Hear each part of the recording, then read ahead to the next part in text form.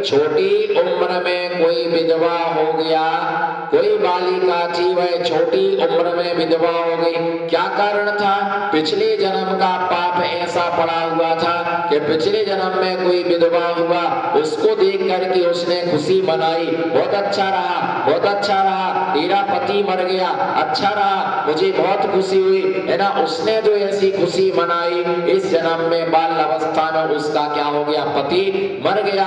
और जैसा नरकों में नारकियों को जितना दुख होता है, बोलो नरकों में नारकियों को जितना दुख होता है, उससे अनंत गुना दुख जब कोई स्त्री वैधव्य का दुख भोगती है, तब उसका सीना क्या होता है? फटता है ना। उसका सब कुछ चला जाता है, उसके पास में कुछ नहीं बचता है। इसलिए जीवन में ध्यान रख करके चलना कि कर्म का फल तो आज नहीं, है ना, जैसा करोगे वैसा होगा मिलेगा। और अपने लोगों से सबसे ज्यादा दुख मिलता है, बोलो अपने लोग। कुंद स्वामी लिखते इक्को करे दी कम्मम इक्को हिंडरी दी संसारी इक्को जायदी मरदी तस् फलम मुंजदे को।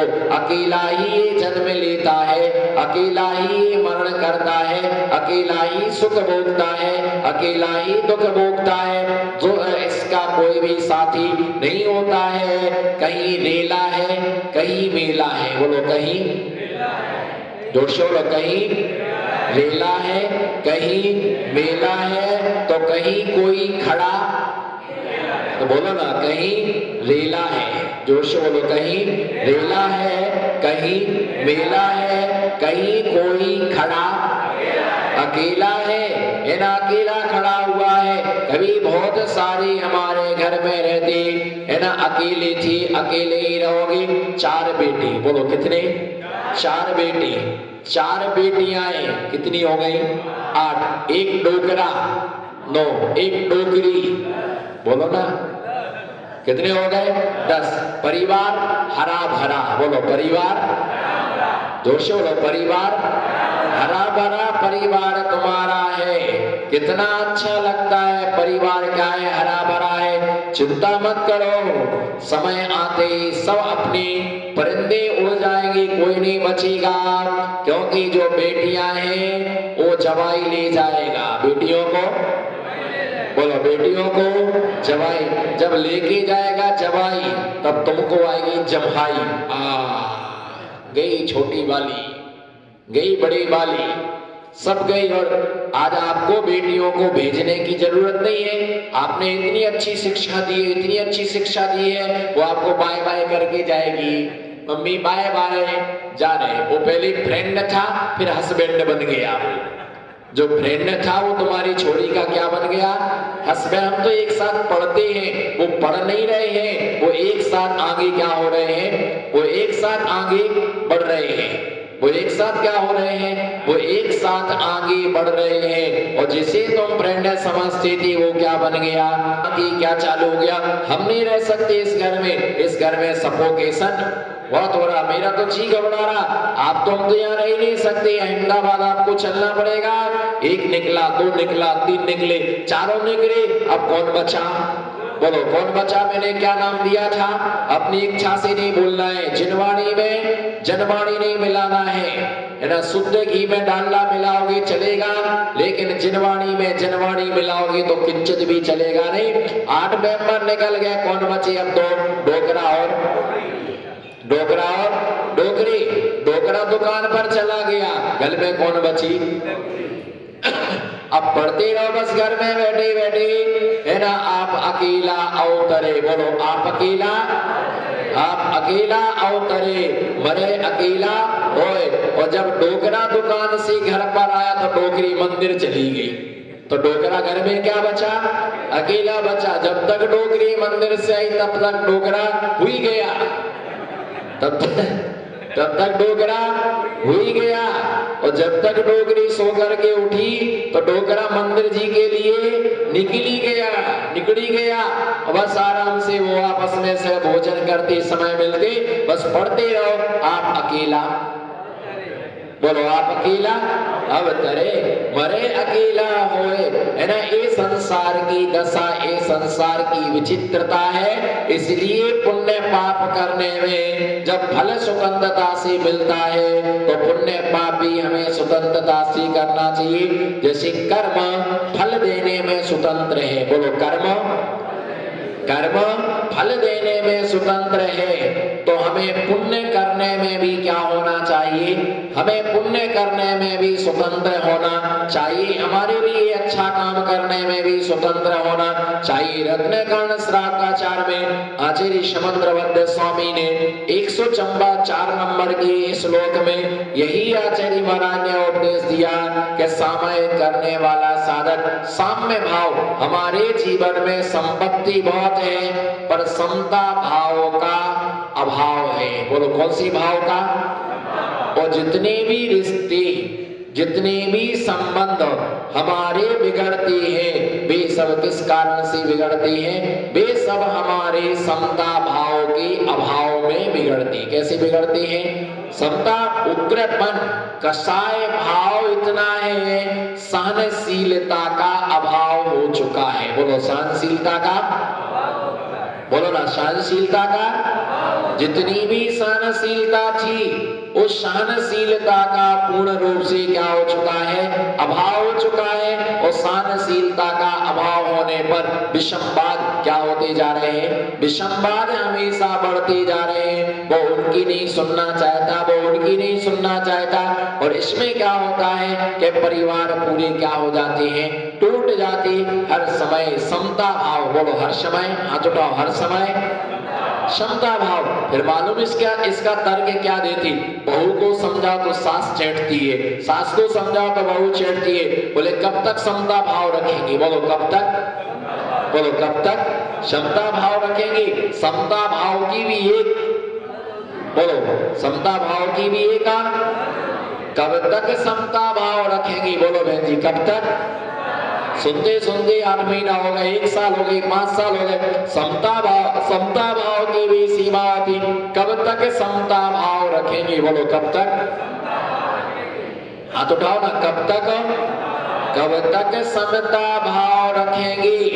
जब तक मोक्ष ना मिल जाए तब तक समता भाव को रखना है। मान लीजिए घर में आप भोजन करने आए, नमो सिद्धार्थ, घर में भोजन करने आए, मुझे मालूम है आप बहुत मेहनत करके आए, बहुत थके हुए हैं, बहुत आप थके हुए हैं, बहुत परेशान हैं आप, आपको भूख लगी, भोजन आपके लिए करना था, बहुत त्रस्त थे आप, पसीना पसीना हो रहे थे और आपके लिए भोजन दिया और दाल में बिल्कुल नमक नहीं डला था। क्या नहीं डला था? दाल में बिल्कुल नमक नहीं डला था और सब्जी में नमक ज्यादा हो गया था। जैसे ही दाल का 1 गिलास खाया अच्छा ही नहीं लगा और दूसरा दूधीनी साग का 1 गिलास खाया तो उसमें नमक ही नमक। उठाया थाली और फेंक करके भाग गए, है ना, चले गए घर से उठ करके। और अब क्या किया जाए? जब घर से उठ के चले गए, इधर उधर भटकते रहे। अब जब पत्नी ने फिर भोजन शाम को बनाया, नमक डाला कि नहीं डाला? नमक डाला कि, बोलो ना, नमक डाला कि नहीं? टाटा कंपनी का पैकेट फाड़ा, ओम नमः सिद्धेभ्यः। अब फिर भूल गई उसको कि सुबह नमक नहीं डाला, नमक डाला कि नहीं डाला, नमक डाला कि नहीं डाला, और उठा करके अर्घम निर्पामति स्वाहा। दूसरी बार, तीसरी बार नमक डाल दिया। फिर गुस्सा में आया, थाली फिर फेंक के भाग गया। अरे विवेक और बुद्धिमानी क्या थी? विवेक क्या था? बोलो विवेक क्या था? बुद्धि क्या थी? दाल में नमक बिल्कुल नहीं था और दूधीनी साग में नमक ज्यादा हो गया था, तो विवेक क्या था? बोलो विवेक क्या था? दोनों को मिला करके दाल खिलाई, दोनों को मिला करके दाल पिलाई, तुम्हारा पेट भर जाता, शांति हो जाती। गुस्से में छोड़ करके तुम भाग गए तो उसमें तुम्हें क्या निकलने वाला? अनाज का कभी भी अपमान नहीं करना चाहिए। बोलो अनाज का कभी भी अपमान नहीं करना चाहिए। भोजन और प्रसाद में क्या अंतर है बताओ? भोजन और, आई कांटेक्ट बराबर बना के रखें। भोजन और, बोलो भोजन और प्रसाद में क्या अंतर है बताओ आप? प्रसाद जो मिल जाए वो ले लेना चाहिए। प्रसाद जो मिल जाए वो ले लेना चाहिए और भोजन अपना मनमाना लेना चाहिए। आप बताइए भोजन और प्रसाद में क्या अंतर है? बताओ भोजन और प्रसाद में क्या अंतर है? भोजन पेट भरने के लिए किया जाता है। भोजन पेट भरने के लिए किया जाता है और प्रसाद श्रद्धा से किया जाता है। प्रसाद श्रद्धा से ग्रहण किया जाता है। भोजन पेट भरने। बताओ आप बताइए भोजन प्रसाद में क्या अंतर है? प्रसाद को बड़े श्रद्धा के साथ लिया जाता है प्रसाद को श्रद्धा के साथ लिया जाता है। और वो जमीन पर गिर जाए तो भी उसको भैया भोजन और प्रसाद में ये अंतर है। भोजन इतना सारा होता है, बोलो भोजन इतना सारा होता है और प्रसाद थोड़ा सा होता है। अगर प्रसाद का एक कण भी नीचे गिर जाए तो उसको उठा करके और ऐसा करके खाते हैं और अनाज कितना सारा गिरता है उतना लो थाली में। बोलो उतना लो थाली में जितना ना जाए नाली में। बोलो ना उतना लो थाली में जितना ना जाए नाली में। जैन लोगों की विशेषता है। बोलो तो क्या तुम अजैन हो क्या? जैन लोगों की विशेषता है वो खाते हैं कम और बगराते हैं ज्यादा, लेते हैं कम और छोड़ते हैं ज्यादा। चावल देखना मंदिर में चावल लाएंगे चढ़ाने को तो भगवान को चढ़ाएंगे 4 और गिराएंगे 40। पूरे मंदिर में देखो आप चावल चढ़ाएंगे कम और बगराएंगे। ऐसी भोजन करने कहीं बैठेंगे कहीं पर है ना जी, भोजन का कार्यक्रम होगा तो थाली में इडली भी रख लेंगे, डोसा भी रख लेंगे, चावल भी रख लेंगे, पुलाव भी रख लेंगे, सब्जी भी रख लेंगे, गुलाब जामुन भी रख लेंगे। भली फिर वो भाई ना भाई तो वहीं छोड़ करके धीरे से क्या हो जाएंगे, चले जाएंगे। अनाज को छोड़ना महापाप कर्म का उदय कहलाता है। एक को खाने को नहीं मिल रहा और तुम छोड़ करके जा रहे हो, अगले जन्म में तुम्हें भी दरिद्री होना पड़ेगा। एक दाने के लिए तुम्हें मोहताज होना पड़ेगा। पाप जगह है जग में जिसका, बोलो पाप जगह है जग में जिसका वह जग को रोए। बोलो पाप जगह है, हाथ उठाओ ना। पाप जगह है जग में जिसका वह जग को रोए। पुण्य जगह में जिसका जग उसको रोए। समझ में नहीं आया अभी? बोलो क्या बोला मैंने? पाप जगह है, एक शब्द तार दूध का दूध, पानी का पानी आज होना चाहिए। पाप जगह है जग में जिसका, पाप जगह है जग में जिसका वह जग को रोए। और पुण्य जगह है जग में जिसका जग उसको, जिसके पाप कर्म का उदय है वह सारे जग को रोता है। कोई हमारे लिए सहारा दे दो। पाप जगह है जग में जिसका, बोलो पाप जगह है जग में जिसका, जिसको वह जग में रोए, वह जग को रोए। भैया कुछ दे दो, भैया कुछ दे दो। भीख मांगता है, पानी मांगता है, जगह मांगता है, पर उसको कुछ भी मिलता नहीं। आप देखो कितने भिखारी। पाप जगह है जग में जिसका वह जग को रोए, और पुण्य जगह है जग में जिसका उसको जग रोए। जिसका तीव्र पुण्य होता है उसके लिए सारा जग रोता है। आप हमारे घर पर आ जाओ, आप हमारे घर पर आ जाओ, आप हमारे घर पर आ जाओ, आप हमारे घर पर आ जाओ। सारी महिमा पुण्य की है। बोलो सारी महिमा है ना, पुण्य की सारी महिमा है। अगर पुण्य है तो सब कुछ है, और पुण्य नहीं तो हमारे पास में कुछ भी हमारे पास में नहीं हो सकता। इसलिए पुण्य कभी सो ना जाए। बोलो पुण्य कभी, और पाप कभी जग ना जाए।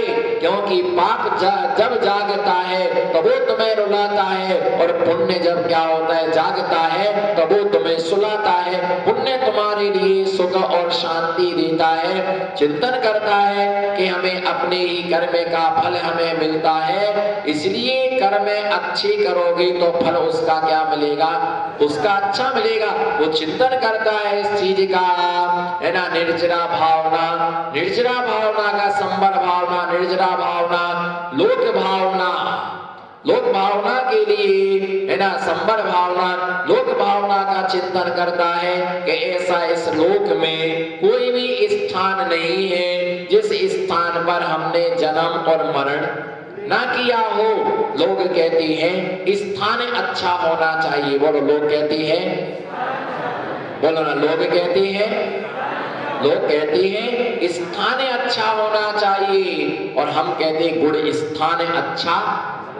लोग कहते हैं स्थान अच्छा होना चाहिए और हम कहते हैं गुण स्थान अच्छा होना चाहिए। हम कहते, लोग कहते हैं अच्छा सा नाम रख दो। जैसे बच्चे होते ना आपके घर में, और बच्चे 45 दिन के बच्चे हो जाते हैं तो उनको महाराज जी के पास में लाते हैं और महाराज जी से क्या बोलते हैं, हे महाराज जी हमारे बेटे का अच्छा सा रख दो नाम, नाम अच्छा रख दो। क्या होना ना, अच्छा नाम। बोलो, अच्छा नाम। तुम नाम सोचते अच्छा और हम काम सोचते हैं।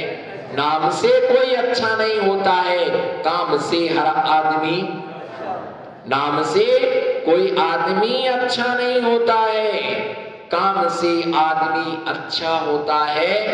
ध्यान देना, गहराई की बात है, ध्यान देना शब्दों पर, गहराई की बात है। एक मर करके भी जिंदा है। बोलो, एक, मैं थोड़ा ऊंचा सुनता हूं, मैं आपको विगत दिनों में बता चुका हूं। बोलो, एक मर करके भी जिंदा है और एक जिंदा होकर के भी मरा हुआ है। बोलो ना, एक सोचता है अच्छा नाम। बोलो, एक सोचता है अच्छा नाम और एक करता है अच्छा काम, अच्छा काम करता है। आप ही विचार करो है ना कि अच्छे नाम से नहीं, एक मर करके भी जिंदा है। बोलो, एक मर करके भी जिंदा है और एक जिंदा होकर के भी मरा हुआ है। एक को दुआएं देते हैं जीता रहे और एक के विषय में सोचते कर्म का कल्ला कम निपट जाए। धरती पर ये बोझा है। अगर कोई धर्मात्मा है, पूजा करता है, अभिषेक करता है, दिगंबर मुनिराजों के आवागमन के लिए हमेशा तैयार रहता है, सेवा के लिए हमेशा तैयार रहता है, वो आदमी मर भी जाता है तो लोग उसको क्या करते हैं, उसको क्या करते हैं, उनकी कमी हमेशा अखरती है।